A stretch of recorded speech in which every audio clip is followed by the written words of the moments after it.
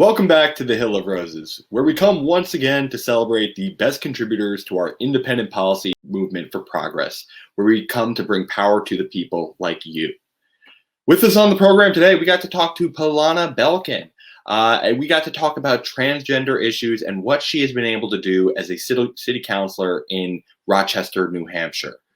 Furthermore, at the end of today's video, we had a big announcement. We've been off for a while, and it's because we've been planning things. I assure you there is no change in our pursuit of getting the basics for all people out there in universal basic income, democracy reform, and universal basic services. But we have a big way we want to change how we try and do that. And so if you want to hear more about that, go to the end of today's video, go check that out, and then come back for our conversation because it truly was a great one. Without further ado, let's not delay any longer. Let's get into it.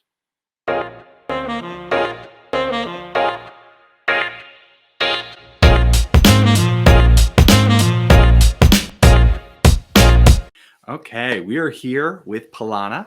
Palana is on our program today to be able to talk about the subject of transsexuality. Palana, welcome so much to the Hill of Roses. Hey, it's great to be here.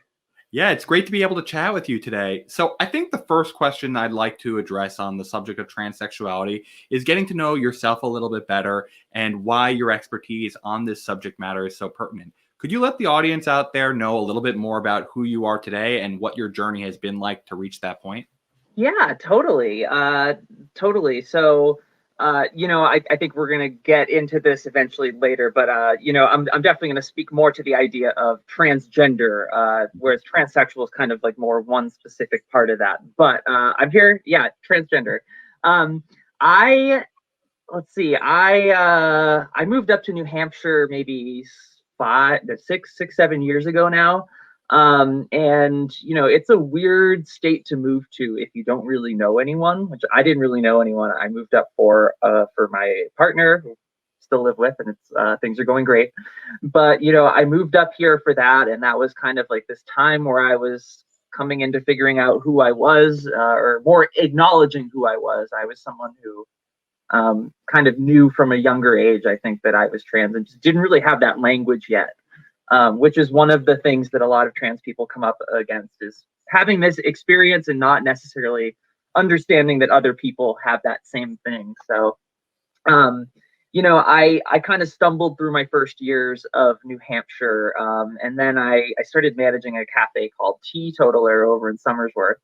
And we kind of became known as a spot for LGBTQ folks. And that was a mix of, just on our social media, we were having fun with that kind of stuff. We had put up some billboards that had some LGBTQ visibility on it.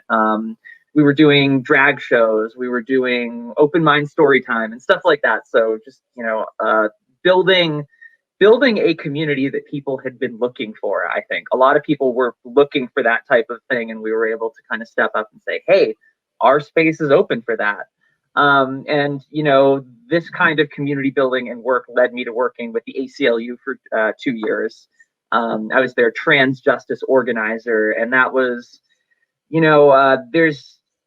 think about like LGB rights; those have been around for a very long time, and most people don't really question or contest those. And then working on trans rights is something kind of new, and there's a lot of things that people are unsure of. They don't know how to talk about this stuff yet. They don't know, what is the best path forward? What are the legal protections that are still lacking? How can we make things better? So I got to, hop in that front. And that was like working with school boards, working with a legislator, working with volunteers, putting on visibility events, working with the media. It was something where anywhere that I had the opportunity to advance the idea of trans justice, I did it.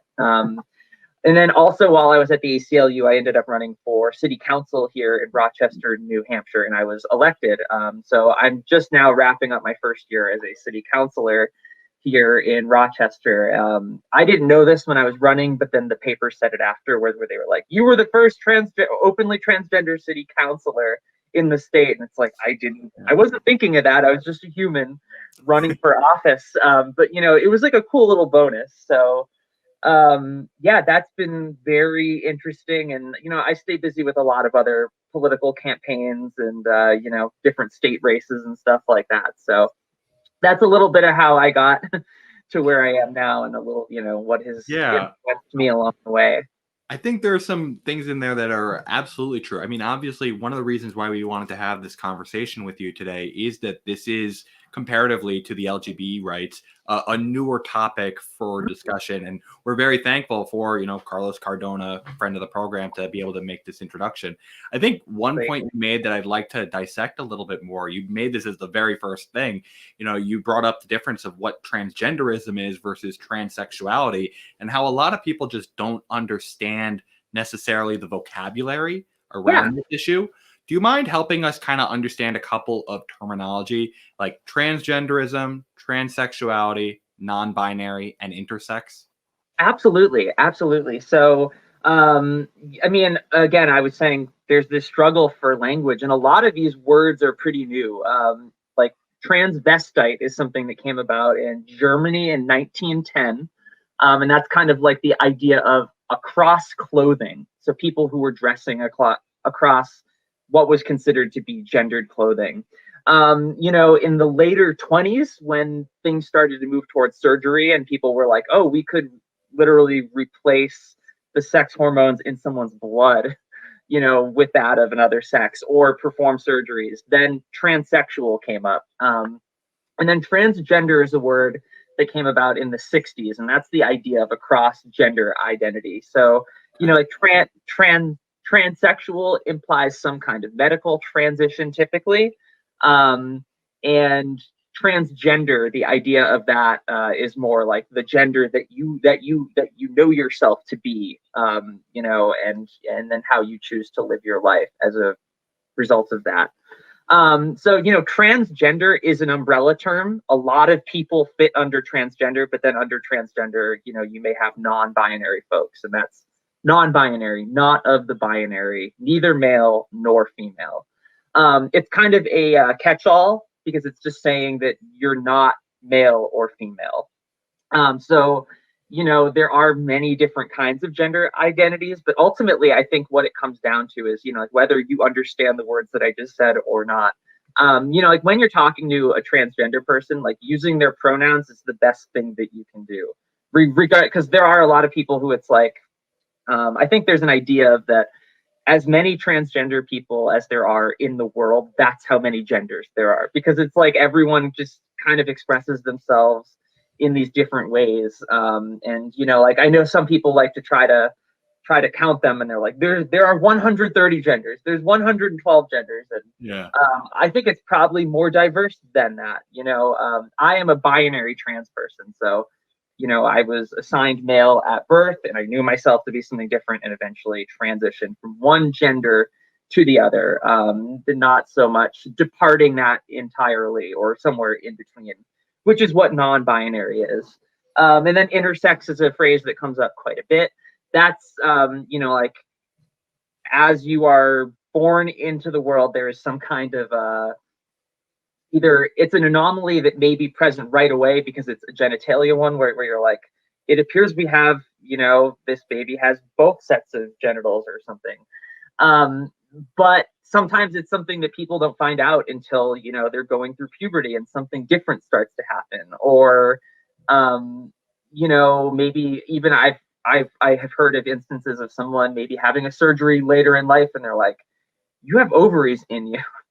And that, like there are, and I think intersex is something that around like 1 in 100 maybe experience in some form or another, just very minor genetic or biological mutations, that kind of happen that create a body that is in between binary sexes. So, intersex is something where the body shows the evidence of it. And sometimes intersex people are transgender, and sometimes transgender people are intersex, but they're not always the same thing. Okay. But yeah, I really think it comes down to whether you understand that or not. If someone uses they, them pronouns or he, him pronouns or she, her, using those is the most affirmative thing you can do. Okay. Thank you for the clarification. So I had one thing I wanted to kind of dive in on that is, obviously gender is kind of discussed as this spectrum. There are people who are affirmed as men. There are people who affirm as women, people who affirm as neither. Can you describe that process of like, how does one kind of even come to that identification? I think some people kind of struggle with the idea of non-binary. They could feel like, I identify as a man, I identify as a woman, I'm a man with some feminine traits, or I'm a woman with some masculine traits. But how do you think that discussion of a spectrum should be handled? Because I think some people have this idea that, I can be a man and reject the traditional masculinity while still affirming that I'm a man. How do you think that discussion of a spectrum should work, in your opinion? Yeah, I mean, so I definitely like what you were saying is totally valid, that there are, and this is something that's important, is within, when you look at how laws that protect transgender people are written, it does include people who defy gender norms. So from like a legal perspective, someone who fully identifies as, female, but has more of like a butch appearing thing, it's like they are part of these laws that try to help protect people, from being discriminated against because of how they express themselves. So there's clearly a connection there, but it's really, like who someone knows themselves to be is really, I guess what it is. It's like, I am not a non-binary person, so I have a lot of friends who are, and I've worked with tons of people. I was one of the people who helped to create the non-binary gender marker on New Hampshire state ID. But it's just like leaving that space open for people who do identify as that. Like, I guess because of how we're talking about how trans people all have these different experiences, and non-binary people do too. Like not putting an experience on them, I think, is really important. Where you're not just saying, it's like, well, I know someone else who was like that, so now I know everything that about. It's yeah. It's like people are pretty diverse, whether and that's outside of trans or not. So just like leaving the space, I think, is what's really important. And maybe you don't totally understand it, but you navigate the relationship with respect, which is listening to them, trying to not put assumptions on them, and like using their name or their pronouns or whatever.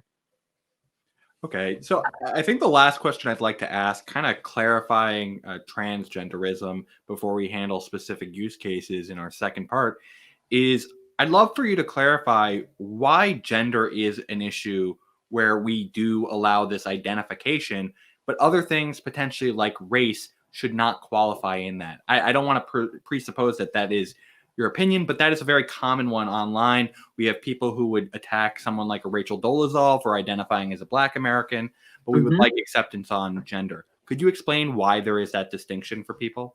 Yeah, I mean, I definitely don't have a definitive viewpoint on this. Like I'm not going to speak for all folks on this. I think that when it comes down to something like, I don't know, we have gender and we have sex. And the idea is, like sex is kind of how your body is. It was how you were assigned at birth, which means, like how you were identified by the doctor, how you were decided to be raised by your parents. And then, gender is kind of who you know yourself to be. So elements of sex can still exist, sex still exists aside from gender. So, I don't know. I think we're going to end up talking about sports, sports and youth, and I think I can really get into this, talking about that and breaking down some assumptions that people have about sex, and kind of how the sexed body works. And that it seems to me that there's a lot of misinformation. And even, I'm just going to preview that, as like, I was uncomfortable when I heard things about sports. I'm like, well, like, aren't men stronger? And then, like I got into that, and I'm like, oh, there's a lot of things here that are not quite as black and white as we would like to think that they are. So, I think, if you think of like the Rachel Dolezal thing, like she is somebody who just kind of like blatantly falsified her past. And that's a line where it's super questionable, because she kind of just didn't let folks know what her background was, and I don't know, made herself to have a different life. I don't know. I think it's super complicated, and I'm probably not the best one to speak to it. Yeah. That's fair enough. I think that it is a complicated subject Mhm. for more people to be able to discuss out there. But you're absolutely right. We're going to get into those topics of Yeah. discussing how these issues are handled in relation to the youth and in sports. So everyone, please come join us back in the second part, where we'll continue talking to Palana about the use cases of how transgenderism should be handled in our society today.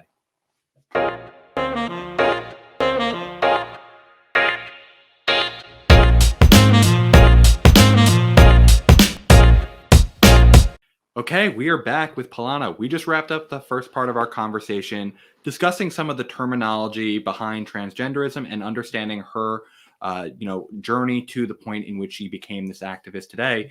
In the second part of our conversation, we're going to start diving into some of the use cases of how transgenderism is having certain issues discussed of how we handle it in society. And I think the first one I wanted to talk to you about, and you mentioned this in our first part, is sports. Yeah. Right now, as of the recording, this is in December, we just went through a past week where there was a lot of controversy around a bill brought forward by Representative Tulsi Gabbard relating to how Title IX should apply for men and women and the transgender community. What is your opinion about how sports should be handled in relation to the transgender community? Yeah, so I mean, since Title IX came about, it's I think 40 or 50 years of it now. Historically, courts have sided with it protecting transgender people. So, this is an attempt to, sidestep all of that and start fresh with like a fresh definition that would blanket exclude transgender folks. And so we had this is making national news right now, but in New Hampshire we had two bills that aim to do the exact same thing that she is proposing. Had it happen in our state, and we had to defend from that. And I think this is an area where opponents of trans equality have gotten a head start, and it's not dissimilar from the bathroom stuff that we heard about. Like 5 years ago, when people were saying, like, if we create these exemptions in the law, people will, or it isn't even the transgender people, it's the people will abuse the definition to go use a different bathroom and assault somebody. And that was false. It didn't happen. It doesn't happen. It was very boogeymanish. And then, when we saw this happen in New Hampshire, we start digging in and doing our research on, well, why is it important to affirm, sports participation? And particularly for younger kids too. Like if you were to take your DNA and unravel it, or you were to take out, you were to do blood work, you were to look at somebody's bones or something, there is rarely a fully masculine thing and a fully feminine thing about people. There are so many points of data and things in our body. And if you just think about it, like, a blanket ban is not the correct answer. It's sort of offensive in a way that it's like people assume that, like, if you were assigned male at birth, that you were inherently better at sports than anybody else, which is crazy because, like, I was assigned male at birth, and I couldn't, I mean, even back before I transitioned, like, I probably couldn't throw a baseball more than 20 feet. Like, I didn't have those skills. Like, athletic participation has as much to do with your social upbringing. It has to do with what sports you play. Do you receive private training? Do you, there are so many factors that can decide whether or not someone is good at sports. And, like, a biological indicator is not necessarily that. There are so many factors that determine whether someone is good at sports or not. And there are instances of a couple transgender people, doing well in sports, but there's a very well-known graphic among some trans folks, and it's a map of the United States.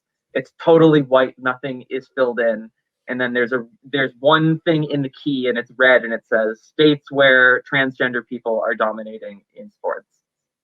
It's just not happening anywhere. It's a blank map because there's no state in which there is like hundreds of transgender people suddenly winning titles.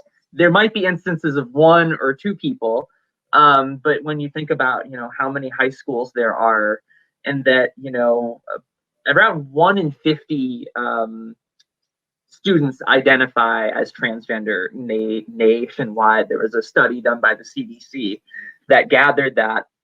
And if you think about, that there's only 1 or 2 transgender people that are getting known as winning sports across the nation, if anything, it would suggest that maybe transgender people are not participating in sports as much as they could, because of intimidation too, because it's difficult even when it isn't the law yet to discriminate against someone. You get an idea of what people think if you listen to the news long enough. So yeah, I don't know. Those are some of my takes on the whole sports thing. So I certainly hear some parts of that I think there are a ton of factors beyond just gender that asserts how competitive you can be in sports. Yep. But I would want to ask you how you would respond to the people who try to cite the recent IOC study that showed a 12% performance increase for the transgender community compared to the cis community as well. Just how do you think sports should handle the idea of hormone therapies? Because right now, if we were to take hormone therapies for extra testosterone, just as a man competing in a man sport, we would be banned from the sport for doping. How do you think those two things should be contended? That the IOC, the Olympic Committee, is basically saying, hey, there is this competitive advantage, as well as how we handle the hormones for the transgender community if they care to compete. Yeah, I mean, I know nothing about the IOC thing, so that's something I would have to read about later to be able to fairly comment on. But if you look at, where am I going with this? I just spaced out. So let's focus on the second part, which is hormones in relation to why. Okay, that was where I was trying to go. Yeah, I mean, it part of receiving care for being transgender is that you're regularly getting, I don't know, your blood work done or whatever. And the idea is if you have a decent doctor, they are keeping you within, I don't know, what is described as like the typical male or the typical female range. Or for non-binary folks, there's some people, if they might do like a lighter transition, not quite take the full amount that whatever the sex would typically get.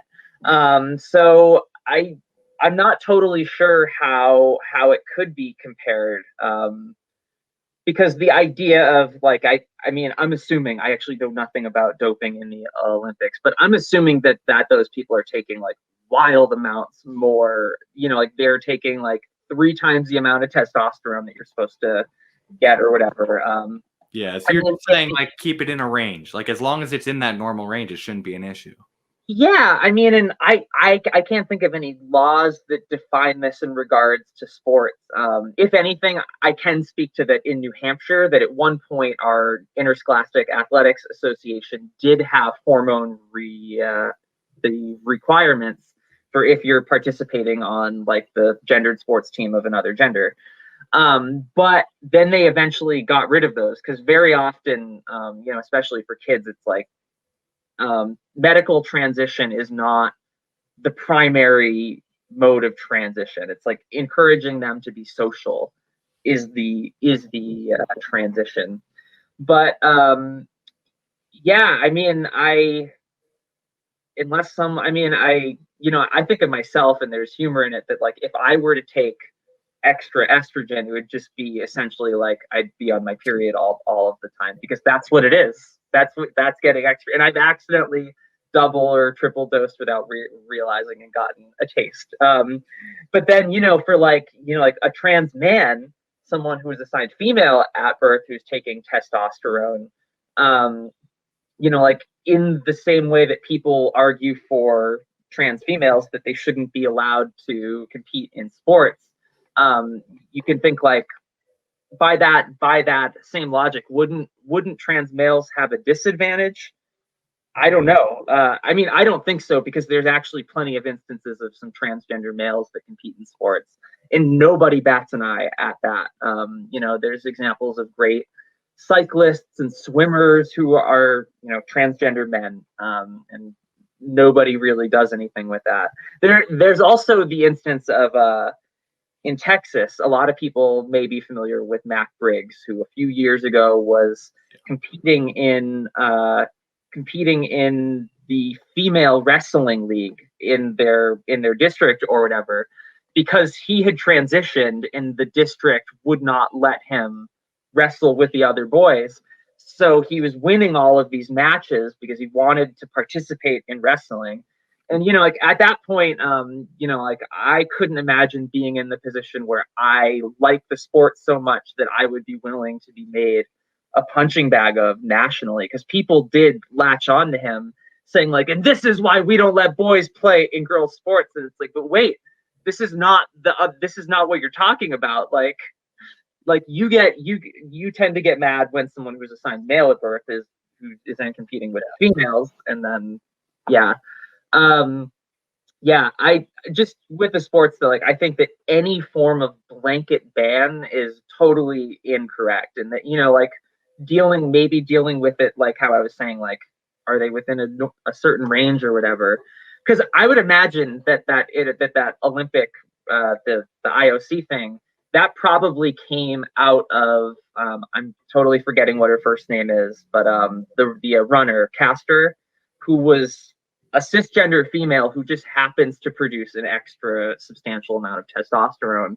She was winning a lot of races, and then people didn't like it. They said that she had an advantage, but it's like, that's her natural body. So, it's like, I think that the thing that's interesting about transgender folks right now is that we are really testing some of these definitions of like, what does it mean to be this thing? And it's really hard to deliver compelling arguments on it, because it's like we are figuring it out right now. Like we are totally on the front line of getting this down, and like something like a blanket ban, I feel like would just be a total miss, and you miss having the conversation about the nuance of what makes us all who we are.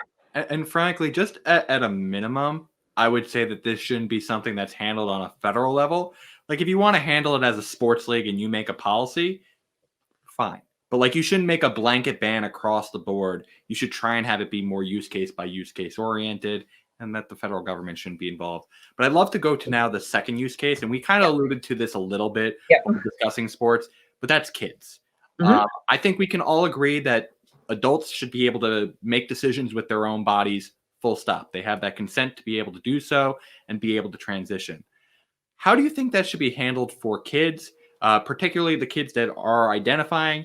Let's say parents don't want to prescribe like hormone therapy. How should those types of like things be resolved, or should it be left out of the medical realm? It definitely, it has everything to do with the parents. And that's for better or worse. That's just how, kids work legally, is that up until a certain age, you are more or less your parent,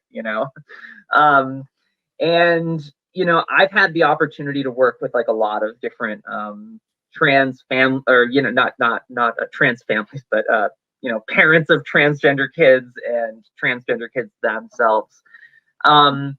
And I can definitely say that it's like, it's like kids know who they are. There is science that shows that, like most kids figure out, they have a good sense of who they are by, a pretty young age. Whether or not it's developed or not, probably not. But, they have that inkling.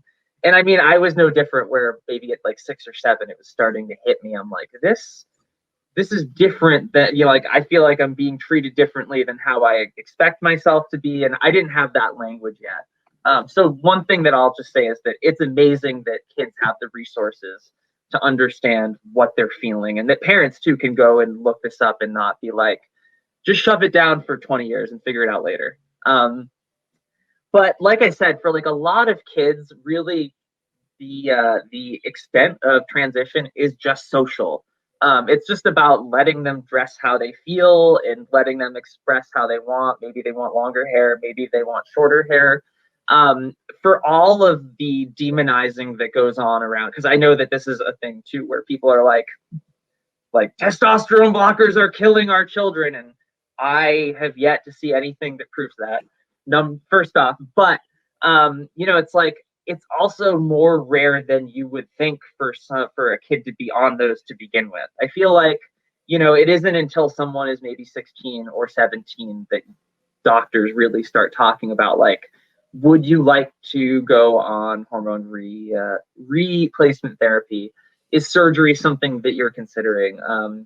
I think like for trans masculine folks, sometimes top surgery, like the removal of the breasts, is something that is done under the age of 18. I can't think of any other surgery, like a sexual reassignment surgery, facial feminization, stuff like that. Like that's not done on kids. It's ultra rare when it is. I can think of maybe 2 or 3 examples of that happening, and it is talked about like a 17-year-old got SRS, and this is groundbreaking, but yeah, I mean,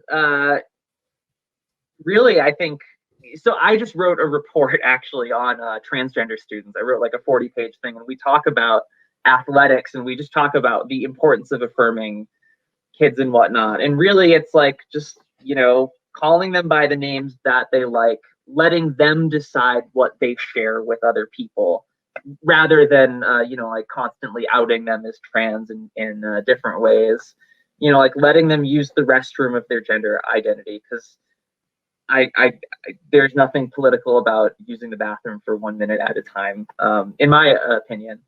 And it's just super basic to affirm kids.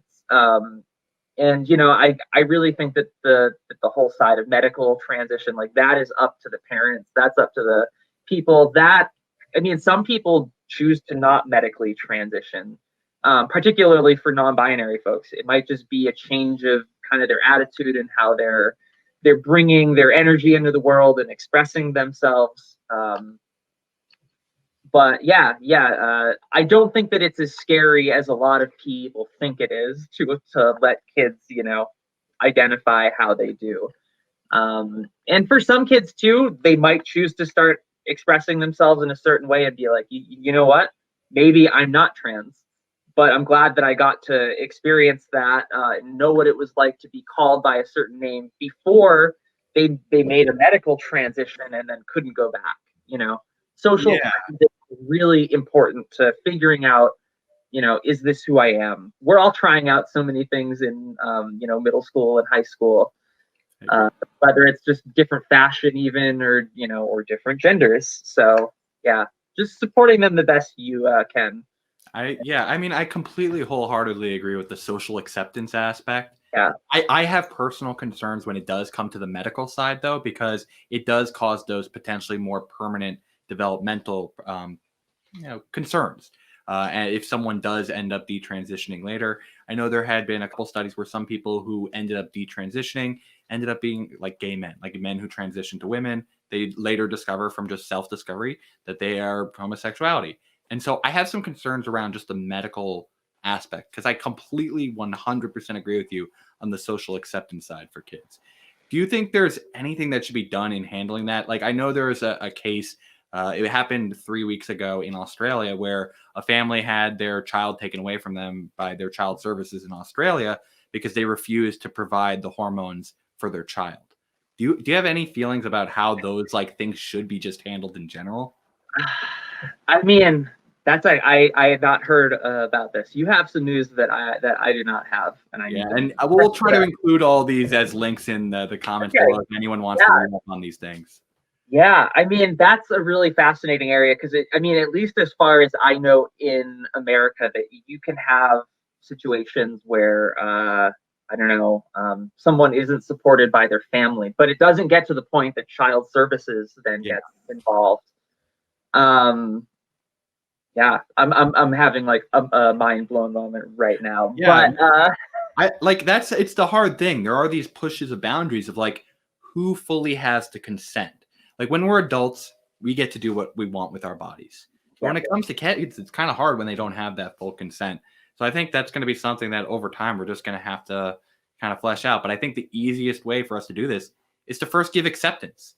You don't necessarily feel as much, I assume, please correct me if I'm wrong, the need to use hormone therapy or surgery if you're just being accepted for the identification in the first place. Would you Yeah, say I mean, especially from like a younger age, I would say, because there's definitely less of a difference in your body. I mean, like I think of, like I know a lot of older trans people, and even myself, I transitioned in my mid-20s. And I was starting to see changes in my body that were like this needs to stop. This is the last thing that I want to be seeing while I am working towards transitioning.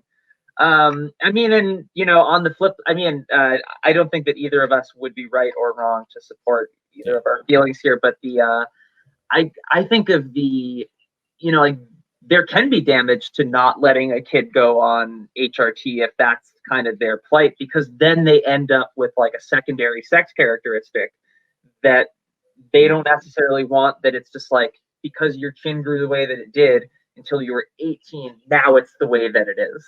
And that could, that could make a really big difference for someone. But I really think I also think that the idea of bodily autonomy is super important.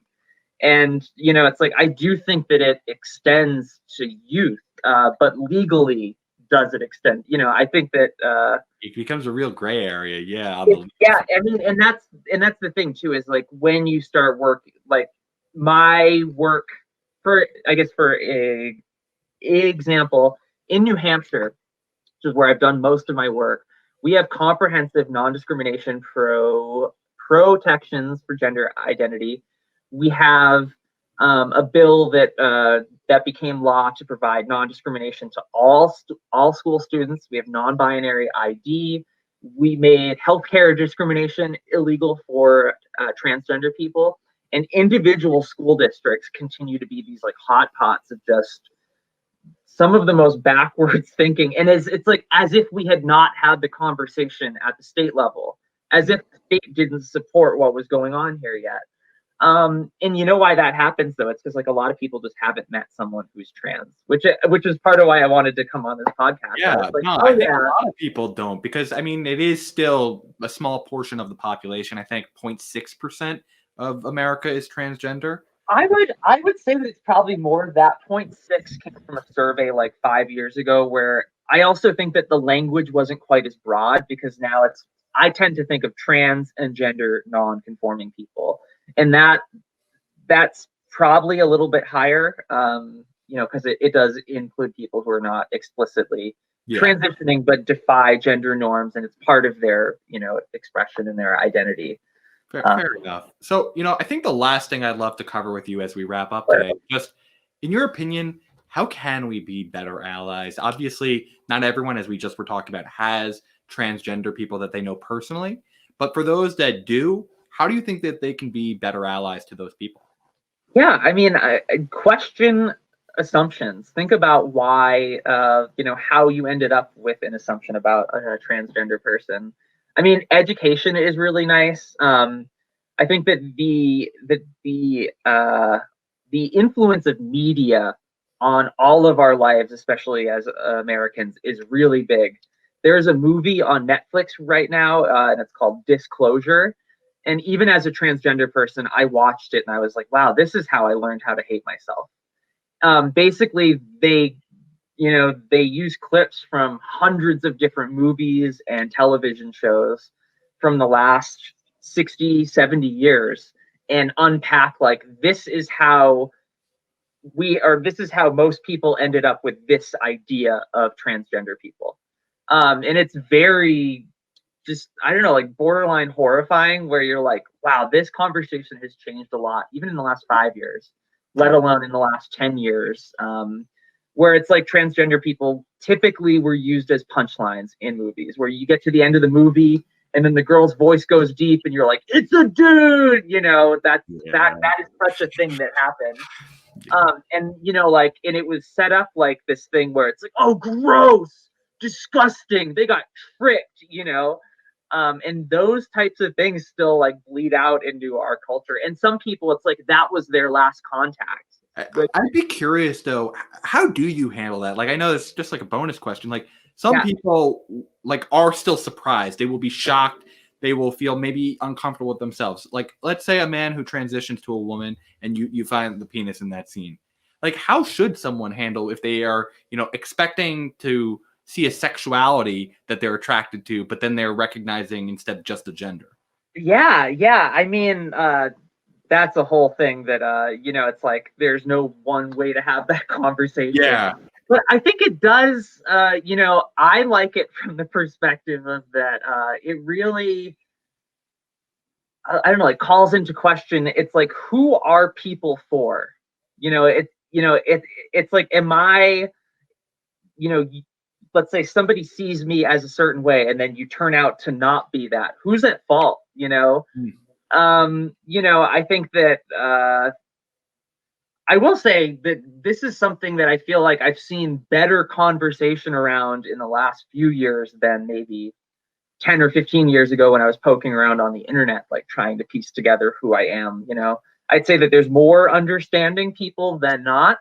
But yeah, I that's so hard. And it's like, it's totally a case by case thing where it's like, I was just talking about this movie, and it's called Disclosure, and it's literally about the idea of, to who do you owe disclosure as a transgender person. So I don't know, maybe I've brought up this movie twice in the last 5 minutes. I'll have to check it out because it's very entertaining and it helps pull apart some of these things. Yeah, because I think one of the big takeaways that I'm taking from today's conversation is that we just have to have a little bit more acceptance of gray area. Like, I think this is an evolving concept and that we just shouldn't be vilifying each other, and we should have these open dialogues where, concerns from both sides can be heard, but we're actually trying to work together to make sure everyone's being accepted, loved, and respected. So, Palana, I really want to thank you for coming on today to be able to bring more perspective around what the experiences of the community are. Absolutely. And just for anyone who's listening and hasn't heard transgender folks, know that there are so many different experiences, and I barely even speak for my own. There's just so much. And thank you for giving me this time. And hopefully we see the end of the trans military ban soon. I'm going to leave us on that note. I think it's going to be reversed with the changing. I think that's a pretty obvious one. Like, there are both men and women in the military, so why have a ban on trans? Like, I would say it would be like, even if you had a ban on women in the military, maybe there's a case. I would disagree with that, obviously, but like, it's so damn obvious if you already have both. Why ban? Yeah, it's just so mean-spirited. There was a study done by the military like a year before Donald Trump just tweeted out like there's a ban. Right before that, there was like a study done by them showing there's no impact. The fiscal impact is very minimal. It's just a completely stupid law, and it's just mean-spirited, and just, it doesn't do any good. Like, I just don't even know what good it could potentially do. Yeah. Largest employer of transgender people in the U.S. is the military. So that's a big thing. I agree. Well, Palana, thank you so much for coming on today. I really appreciate getting to know you and learning more about the subject. Cool. Thank you for having me. I hope I was of help. A rose by any other name still advocates just as sweet. Rosebuds, the Hill of Roses is no more. We are now the People's Basics. In the coming months, we'll be rolling out a new website, our comic series, and rewards to help support our new startup, media, and technology venture. In the meantime, check out our new podcast, The People's Basics, with hosts Jackie Sawicki and I, Jonathan Munitz, where we'll be breaking down a different societal basic each week with our friends, colleagues, and experts.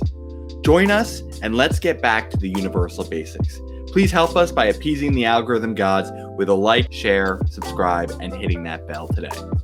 Stay basic, my friends.